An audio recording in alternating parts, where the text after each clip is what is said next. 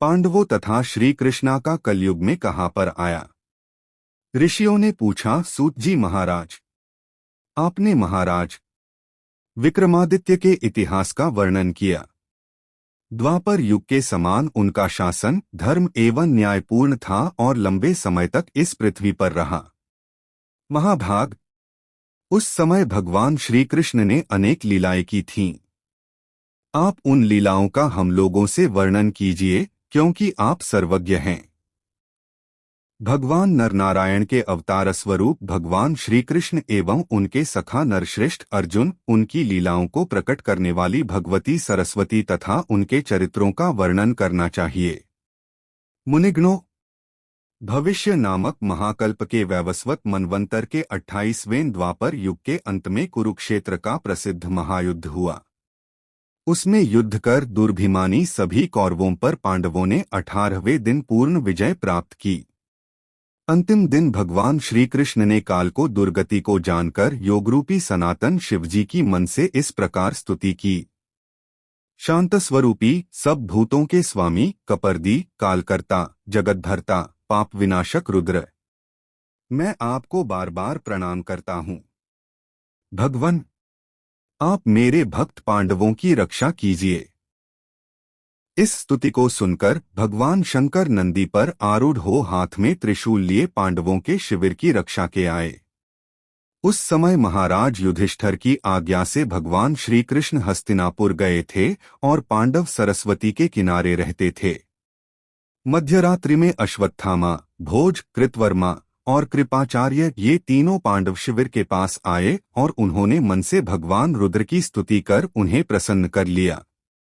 इस पर भगवान शंकर ने उन्हें पांडव शिविर में प्रवेश करने की आज्ञा दे दी।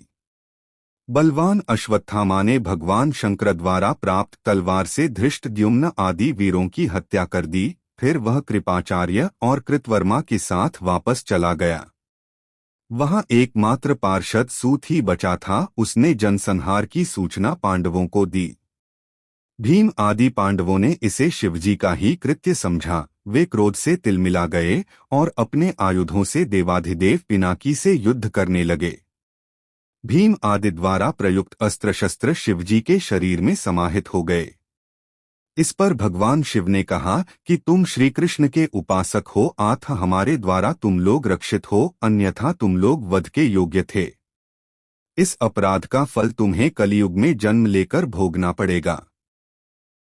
ऐसा कहकर वे अदृश्य हो गए और पांडव बहुत दुखी हुए। वे अपराध से मुक्त होने के लिए भगवान श्री कृष्ण की शरण में आए। निःशस्त्र पांडवों ने श्री कृष्ण के साथ एकाग्र मन से शंकर जी की स्तुति की। भगवान शंकर ने प्रत्यक्ष प्रकट होकर उनसे वर मांगने को कहा। भगवान श्री कृष्ण बोले, देव, पांडवों के जो शस्त्रास्त्र आपके शरीर में लीन हो गए हैं, उन्हें पांडवों को वापस कर दीजिए और इन्हें शाप से भी मुक्त कर दीजिए। श्री शिव जी ने कहा, श्री कृष्णचंद्र, मैं आपको प्रणाम करता हूँ। उस समय मैं आपकी माया से मोहित हो गया था। उस माया के अधीन होकर मैंने यह शाप दे दिया। यद्यपि मेरा वचन तो मिथ्या नहीं होगा, तथापि ये पांडव तथा कौरव अपने अंशों से कलियुग में उत्पन्न होकर अंशतः अपने पापों का फल भोगकर मुक्त हो जाएंगे। युधिष्ठिर वत्सराज का पुत्र होगा। उसका नाम बलखानी मलखान होगा। वह शिरीष नगर का अधिपति होगा। भीम का नाम वीरण होगा और वह वनर्स का राजा होगा। अर्जुन के अंश से जो जन्म लेगा वह महान बुद्धिमान और मेरा भक्त होगा। उसका जन्म परिमल के यहाँ होगा और नाम होगा ब्रह्मानंद। महाबलशाली नकुल का जन्म कान्य कुब्ज में रत्नभानु के पुत्र के रूप में होगा और नाम होगा लक्षण। सहदेव भीमसिंह का पुत्र होगा और उसका नाम होगा देवसिंह।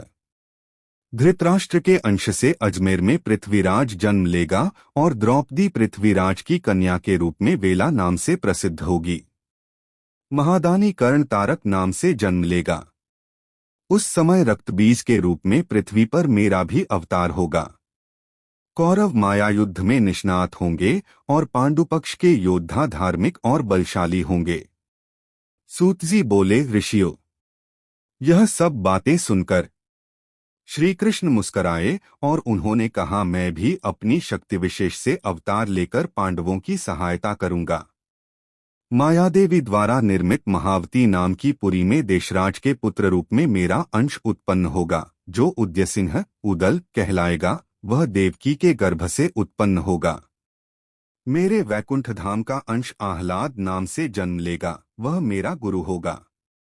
अग्निवंश से उत्पन्न राजाओं का विनाश कर मैं श्री कृष्ण उद्यसिंह धर्म की स्थापना करूंगा। श्री कृष्ण की यह बात सुनकर शिवजी अंतर्हित हो गए। और ये सभी वर्णन भविष्य पुराण में प्रथम खंड के अध्याय 5 में कहा है। और आपको जो भी प्रसंग जानना चाहते हो तो कमेंट बॉक्स लिखे, अन्यथा ओम नमो भगवते वसुदेवाय जरूर लिखे।